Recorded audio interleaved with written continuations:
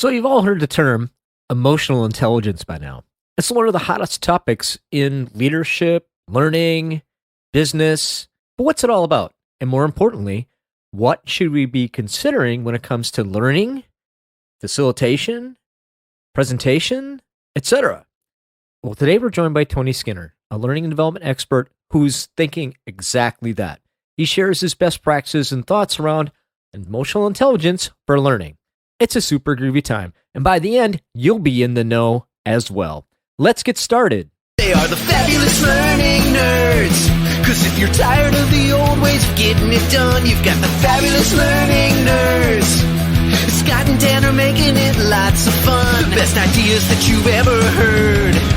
So everybody spread the word.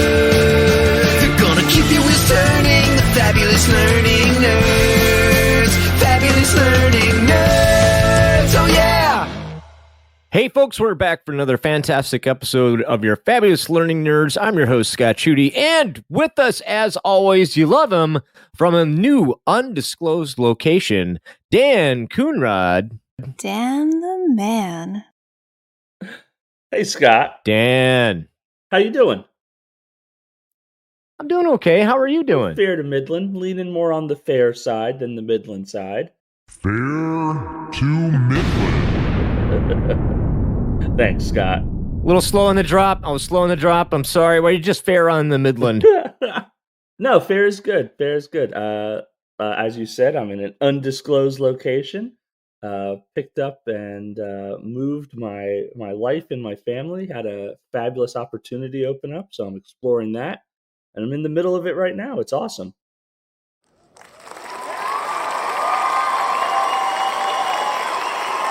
Well, I couldn't be more happy and jealous of you at the same time, sir. But you've certainly earned it. That is a true statement, and that's great. Also with us tonight, folks, you love her, the Duchess of Design, Abby Dawson.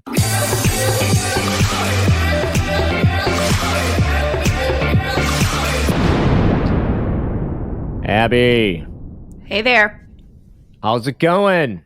Pretty good. Pretty good. So what's going on? You know, all the normal stuff. My dad said he was doing fair to Midland when I asked the other day how he was doing. So I think it's like in the zeitgeist again, thanks to our buddy Dan Coonrod. Fair to Midland. Well, I think it's all about the fantastic drop that he probably heard. You know, I mean, it can't hurt. No, it doesn't. Is that your new ringtone? It should totally be your new ringtone. Man, we should sell that. We could make a lot of money. We could sell that drop as a ringtone for people and make some money. We could finally monetize our podcast. I don't know fantastic. If we would be buying a Fair to Midland ringtone, but if you're interested, you would. Oh yeah, I know. Oh yeah, of course I would. And you would. It's only $500 for you, sir. Man, that's like a steal. That's amazing.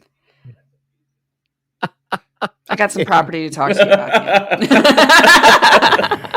I got some Bitcoin I want to sell you as well. No. Hey, folks, we've got a special guest with us tonight, and we're going to go ahead and end the chit-chat and get right to business. Our good friend Tony Skinner is in the house, and we're going to get to know Tony with a little segment that we call What's Your Deal? Hey, man. What's your deal? Tony! What's up? What's your deal, man? Well, for 6 payments of $19.95, I don't know what I'm selling, but this is the part of the show where you get to talk about yourself. Normally, we don't have you sell anything. Oh, so okay. Yes. Tell us a little bit about yourself, Tony, what you're doing, what you're up to, what's your deal, man? definitely. Well, right now, during the day, I write instructional design content that's focused on sales. That's been fun. We've taken kind of a human approach to learning. At night or on the weekends, I do a lot of traveling. I work doing life coaching, working with people. A couple other projects in the works, but can't quite talk about them yet. But yeah, I guess that's kind of my deal right now. Cool. Well, what got you into ID, sir? Long training hours that I was over. Help me understand. What does that mean? Yeah. So I was sick of having to train changing schedules, nights to days, shifting weekends. I couldn't have a life. And ID offered me something that was more stable. So, Monday through Friday, 9 to 5, most of the time. And you could have a life and build something outside of it. And then the influence piece too, instead of working with 20 humans every 6 weeks, you can now I write training that goes to 10,000 people. So a little bit different influence. Yeah, for sure. So you went from a facilitation role into a design role, like a lot of people do. Okay, fantastic. That's great. And we've got some really, really, really cool things that we're going to be chatting about with Tony. So let's go ahead and get into it with our topic of the week. Are you ready?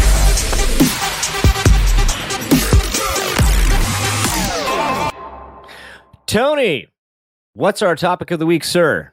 So we're going to be talking about emotional intelligence and why I think it's probably the single most important skill for somebody who's in learning and development. Well, it certainly is a hot topic today I can't even say post-pandemic because we're still kind of in the midst of all of it, but I really feel like EQ has become a hot topic around leadership circles. It certainly is something that I'm pretty passionate about. So I'm super excited to have you chatting about your point of view when it comes to EQ. So why don't you go ahead and kick us off, sir? Yeah, definitely. How I look, humans are fascinating to me, right? And so I think the thing that makes us human or separates us from the rest of the animal kingdom is that ability for emotional intelligence. Some people might call it your soul, whatever. But if you take that away, we're just computers. We're just logic boxes. And I think it's an interesting thing to think about when you think about people who are trying to teach other humans how to do a specific set of skills or behaviors or something. And if you don't calculate in that emotional intelligence, you're just transferring code. But every human has a different set of experiences, cultural influences, beliefs, traumas. All of that is a different set of obstacles that code has to get through before that learning or whatever objective you're trying to get to your audience can happen. And I think if we're not aware of that and try to tailor that to our individuals, we miss out on a lot of that percentage of what your audience is going to retain. Can you dive in a little bit more, talk a little bit more about like just how like emotional intelligence is going to help with retention? Yeah. So what angle do I want to take this? So I guess think about the experience, right? It kind of probably boils down to experience and safety. If someone feels safe, they're going to open up and receive what you have to give to them. And if you recognize, it's easier for a facilitator to do than someone who's writing instructional design content, because you're there in a room or you're over a Zoom call and you can kind of watch body language and you can watch people's stuff and you'll be able to connect and see their emotions, their physiology, and be able to pivot. And, you'll see those looks on someone's faces and go, yeah, I don't know if I know this. Hey, what's your question? What do you see there?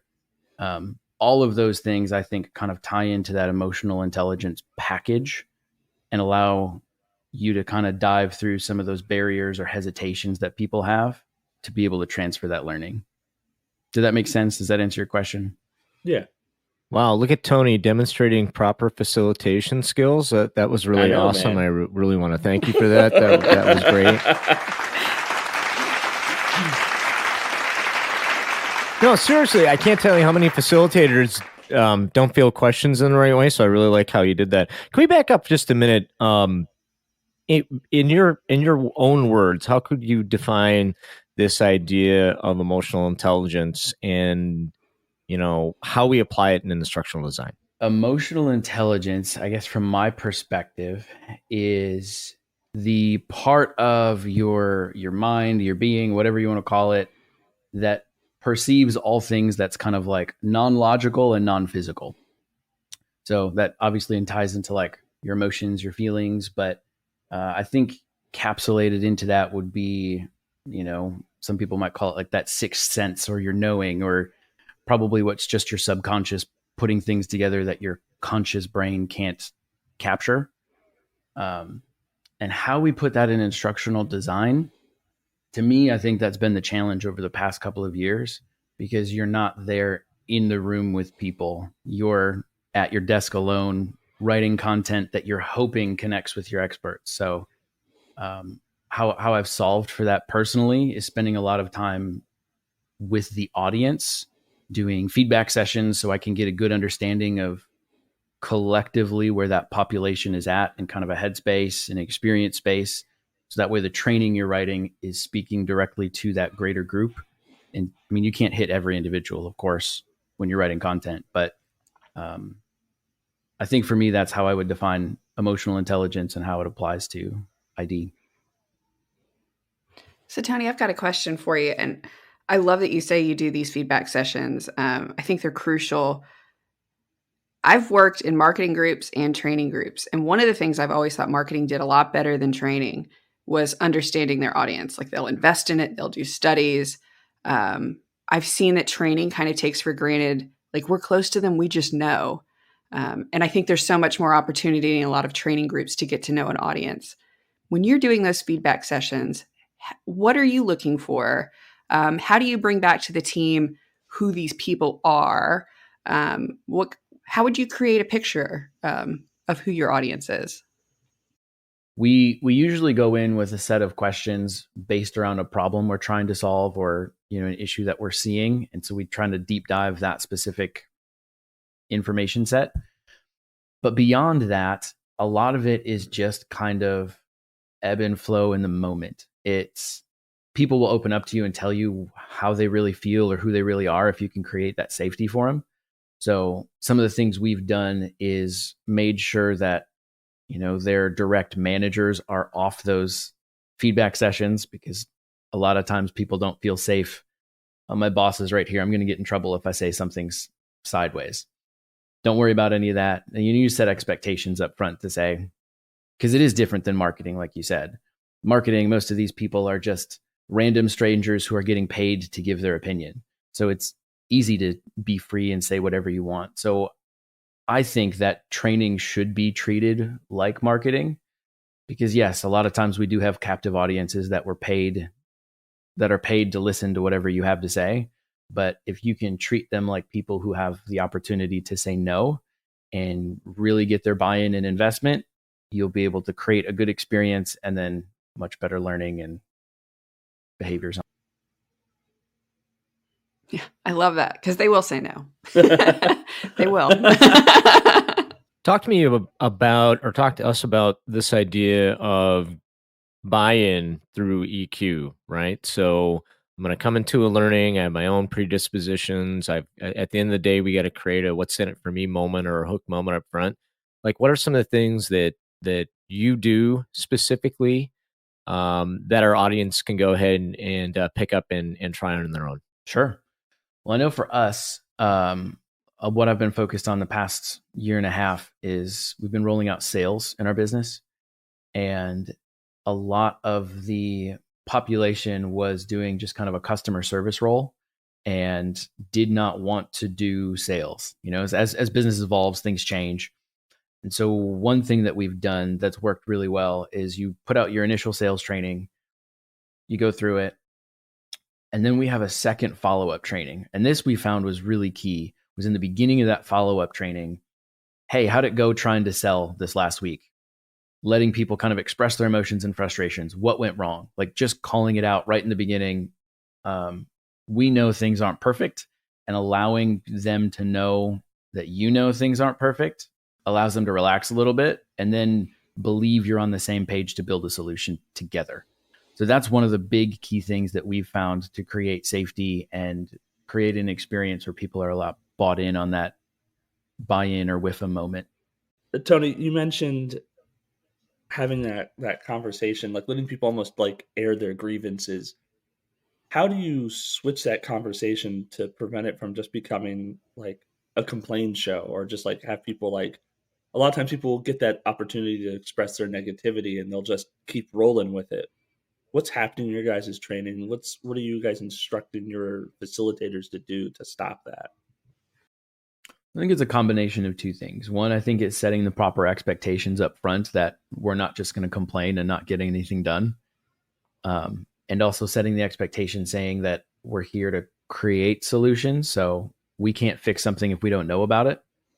And then the other half of it is making sure that whoever the facilitator is staying in control of the conversation. You have to obviously give enough space for them to air those grievances, but starting to ask them not, hey, what's wrong, but what would you like to see to improve it? How do you fix it? And you just reorient the conversation so that it doesn't just turn into a grousing session. It's delicate, but that's what it takes. Now, that begs a really good question. So how confident are you that those people who are going to present what you have, let's say it's an ILT, right? So in the space of instructor-led design or instructor-led training, excuse me, how confident are you that those people have what it takes to pick up, read, and facilitate that safe space? How are we preparing and equipping our facilitators to create the environment that's going to lead to the results that we want? Scott, I love that question. Because I feel like with a lot of my team, there's a lot of differing opinions on that. From all ends of the spectrum to facilitators should be reading every word in the notes of the PowerPoint to, they'll figure it out. The essence of it is there. And so I think for me, where I land on that spectrum is, since I was a trainer previously, I trust that trainers are good and know how to do their job. And if they don't, they can ask questions. And so a lot of what I do to prepare these trainers to make sure that they can execute on these types of conversations is when we do the T3 or the train the trainer session is, here's the content. I don't need to teach you how to train the content, but when you get to some of these like crucial moments of, here's how we have the conversation, here's the intent of the conversation, here's the messaging, and here's what you should do and handle. Those are the places that I pause and really dig in and make sure that they understand, because in my perspective, those are the couple of slides that make or break the whole training experience. Yeah, that's really awesome. So how often are you doing page turns, or we used to call them page turns, for your train-to-trainer sessions? Is it every presentation that you develop, or is it just the big ones? It depends. Nothing's consistent in sales world. If it's something new that they don't know, we'll do one of those sessions. If they have big questions, or if there's big, EQ moments like we're talking about today, we'll definitely do it. But other times there might just be an update, and we'll have a product switching from lines of business. And these trainers have trained this product 1,000 times, and the only thing that's different might be a little bit of the enrollment flow. In those cases, hey, if you guys have any questions, we'll jump on. But otherwise, let me respect your time. So, Tony, once you get a training out, it's run for a little bit. If I'm looking at it to say, how successful is this training? If I identify something's not working, how would I go about trying to figure out, is this a content issue or a systems issue, or am I missing the mark on an EQ opportunity? How would I go back and look at that? What are some tools you would use? I think a couple of things we have used, and a couple of things I would like to use to answer that would be, you'd have to watch either a recording of the presentation or sit in on some of the presentation, because a lot of those EQ moments are moments you have to observe to see if they were handled properly. The other way to test that is, and it's not perfect, but it at least gives you some sort of information, is data on the back end. You can send out like a survey to the audience, and that's going to be more not what did you learn, but how did you feel about the experience? And you can kind of get some information there. So those would be kind of the two places I would check to see if it's successful or not. Yeah, I don't think we ask enough of those, how did you feel about the training questions? That's a good point. Well, they make for good ROE, return on expectations kinds of moments, right? So here was our expectation for the learning, and did we hit that? So I think that you're right. And like that post-learning survey on what did you learn and how was it? Those are really crucial. And if you skip that part, you're really missing out on an opportunity to get better, which I think is crucial for growth moving forward. We've talked a lot about like EQ at the facilitator level, and you did touch a little bit on just putting that EQ or human touch in the content. But can you talk a little bit more about what that's like? You talked about like building I guess, like a discussion, but can you talk about other things that go into your building process when you're thinking, how do I make this content be more emotionally intelligent? Definitely. So I think a couple of things that go into my thought process is it's about the experience. Instead of thinking about how do I transfer this knowledge or how do I make these people understand things, it's what's the experience they're going to go through. And if the experience is pleasant or high vibe for the audience, they're going to be more relaxed. And then whatever information is littered throughout that experience, they're going to more easily ingest. So I focus more on the experience when I'm creating stuff. Some of those things that we've solved for in, pandemic times has been, you don't have someone in the room. How do we have these emotionally intelligent conversations at scale? So something we've done is we've rolled out a short video series where I'll write a script and talk through it on a teleprompter, but I write it in a human voice, like I'm just having a conversation.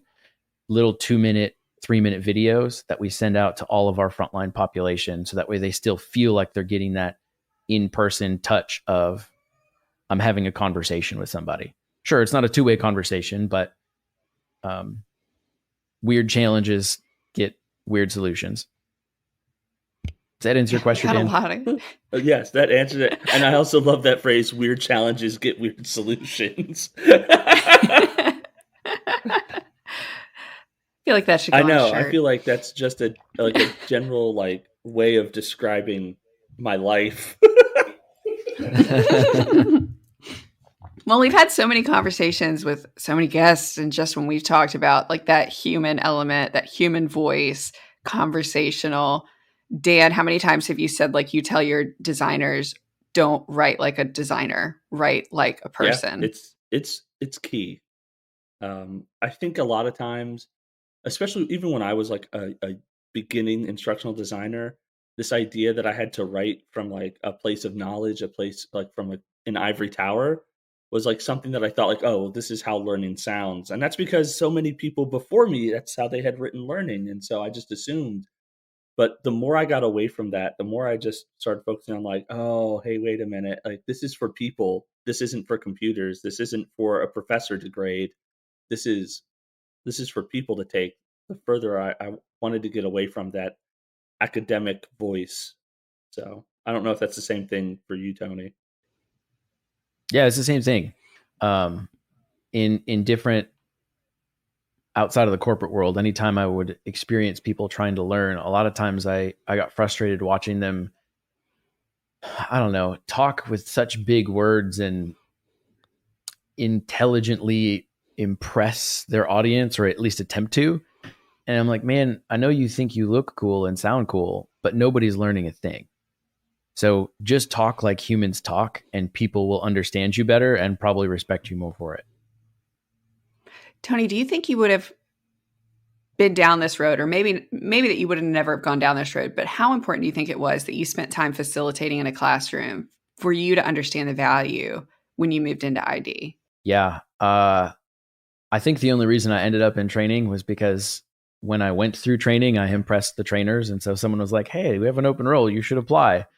And then I turned out to be pretty okay at training. And then I was getting a little frustrated with the hours like we had mentioned. And then someone tapped me, hey, you should come to ID. Like, I never expected to go down this journey that I've been on. But looking backwards, I think it's absolutely critical to be at the level of instructional design that I am, that I have facilitation experience, because it's hard to create an experience that you've not really been in.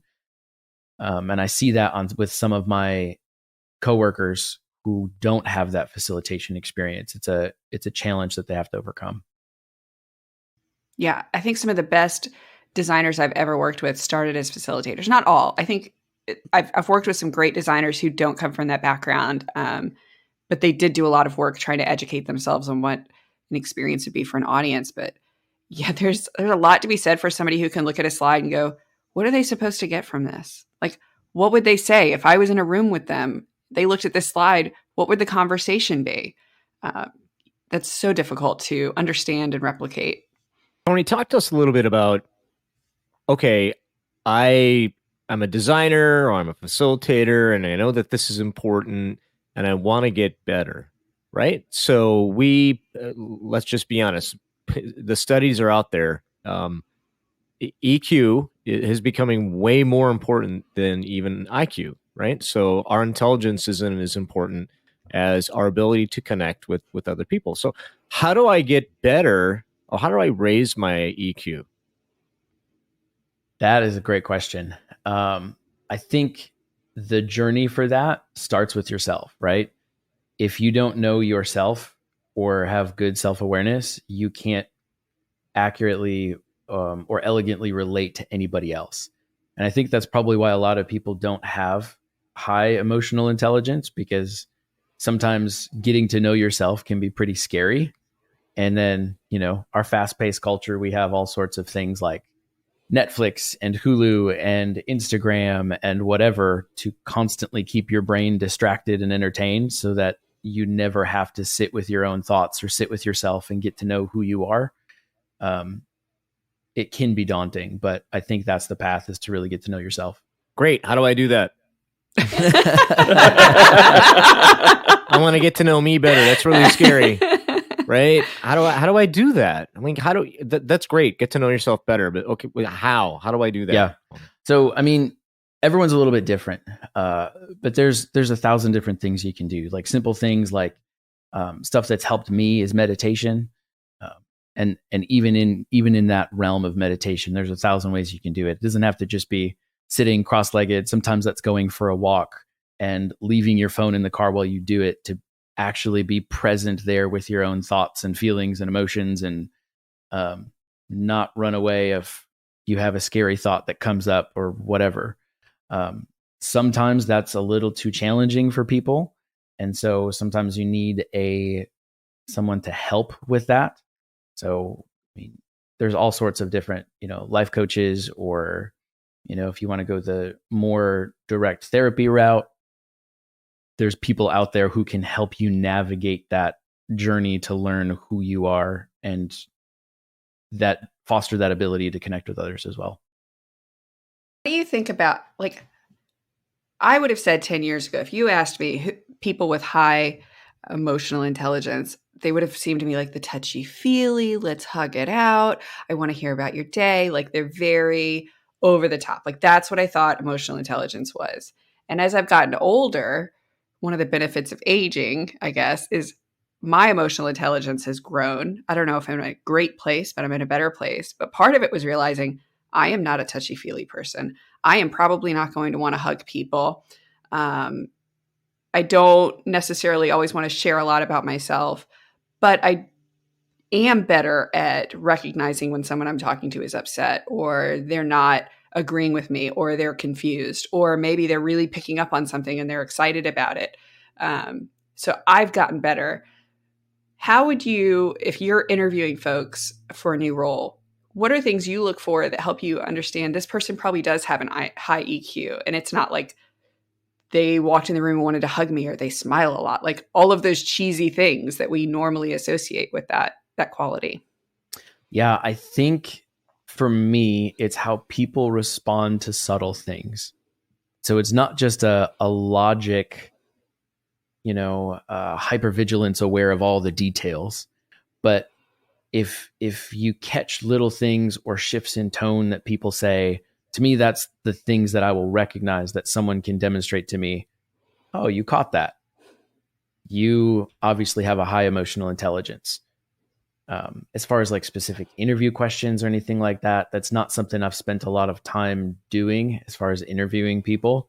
So I don't have any specific questions off the top of my head or direct things I'd look for, other than just those subtle cues. Really interesting. I had the opportunity and pleasure to be a delegate for the Chief Learning Officer event that was held virtually this last week. Really fantastic event. Shout out to those guys. Great job. One of the things that we all came to the conclusion about in almost every discussion that I had the pleasure to be a part was this idea of vulnerability, right? And so one of the things that I think is really important, whether I'm a touchy-feely person or not is that I just really feel like being vulnerable in a leadership and design position, I think is really important. And that doesn't necessarily mean that you're paid to be a shrink or a life coach or anything like that, but you need to be open to this idea of allowing a space for people to be people and to be vulnerable and allow whatever that happens, because the strength and the ROE that comes from vulnerability and leadership is just critical. Yeah, I Man, totally agree. When you have somebody who is vulnerable with you or your team, it allows you to trust them. And okay, yeah, I'll jump off a cliff. You say this needs to be done.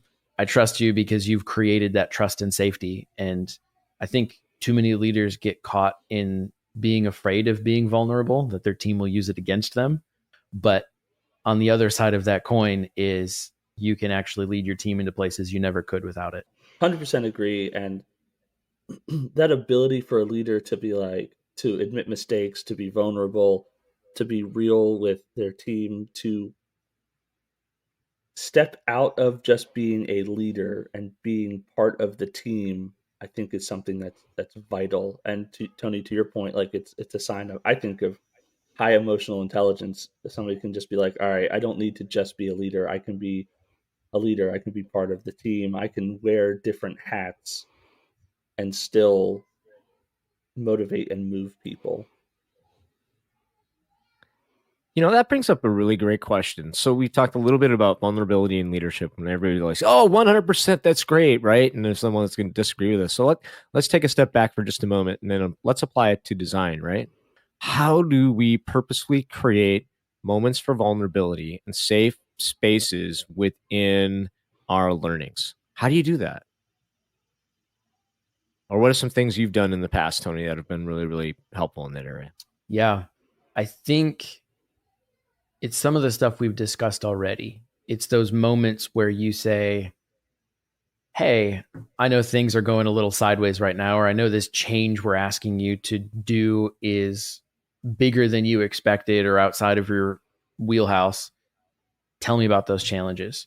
And when you can create intentional moments of safe space, whether it's built into the training or if you're a facilitator and you recognize in your audience that something's happening unexpectedly, pausing and honoring those moments and having that vulnerability.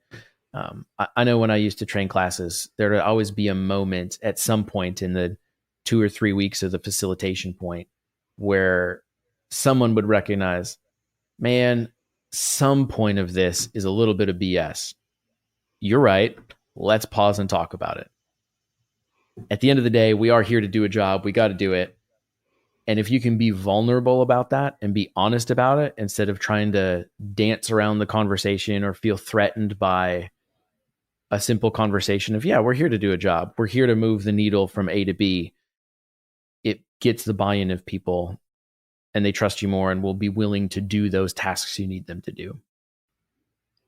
Tony, so you're working with sales. I love that. I have a special place in my heart for creating training for sales. My biggest challenge when I've tried to build those pieces into trainings is not with my designers, is not with the audience, but the sales team, explaining to them the value of putting those pieces in. Have you faced those challenges? And when you have, if you have, how did you explain to them why it's so important? Sure.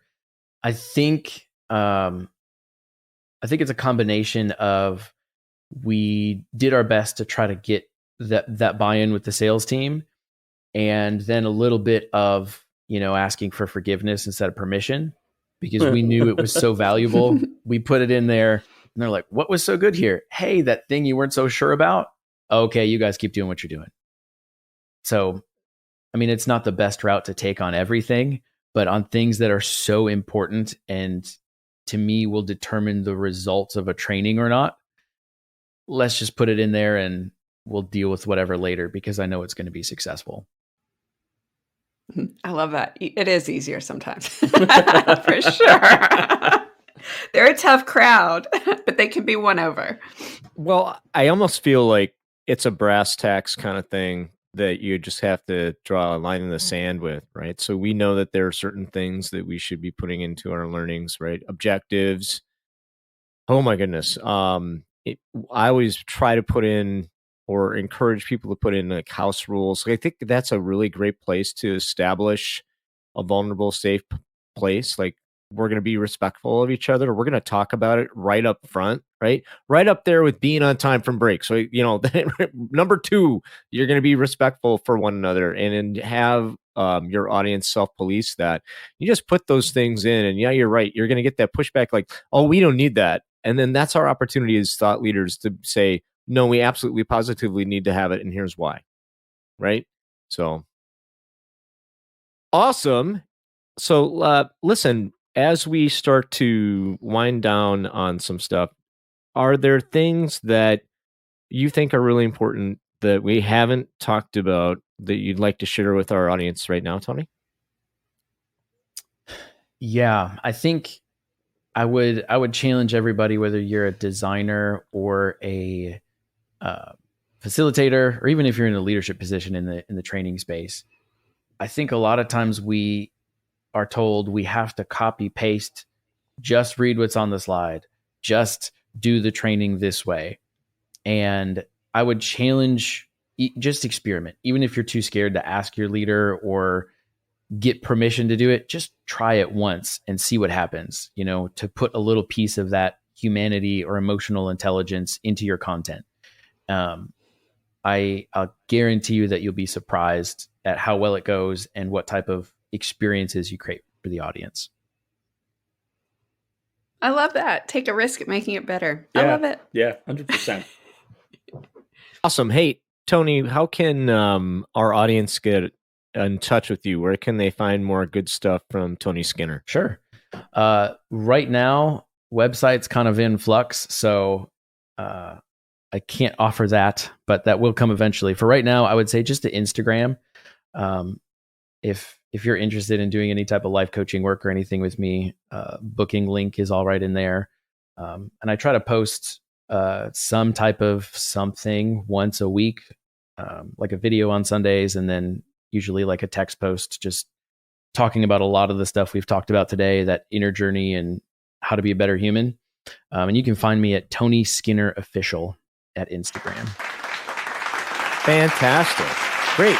Well, we certainly appreciate all the groovy talk about emotional intelligence, the importance of being vulnerable and connecting with one another. It's super important, and even more important today than it ever has been before. So thank you so much for showing up. I really appreciate it. Daniel. Yes, Scott. Do me a favor. Could you go ahead and let our audience know how they can connect with us? Absolutely. All right, party people, if you haven't already, you can hit us up at email at learningnerdscast@gmail.com. Email us questions, join in the discussion, all kinds of good stuff. Write us. We'll write back, we promise. If you're on Facebook, you can find us at Learning Nerds. Like us and also participate there. Lastly, for you Instagram folks, Tony, that's you as well, you can find us Fab Learning Nerds. Hey, folks, that's going to wrap up our show tonight. Once again, thank you, Tony Skinner, for all your great thoughts. Do me a favor, everybody. Could you hit that subscribe button? Share this show out with your friends. It's the best way to go ahead and get the news out on all this groovy stuff. If you're listening to us on iTunes or Spotify or Stitcher, please leave us a review. We'd be happy to read that review, good or bad or indifferent. It helps make us better. And with that, I'm Scott. I'm Dan. I'm Abby. I'm Tony. And we're your fabulous learning nerds, and we are out.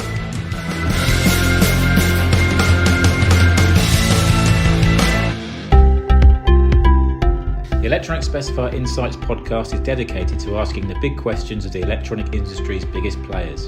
Electronics and technology are becoming increasingly integral across all aspects of daily life and within society as a whole. Check out the Electronic Specifier Insights podcast at www.electronicspecifier.com.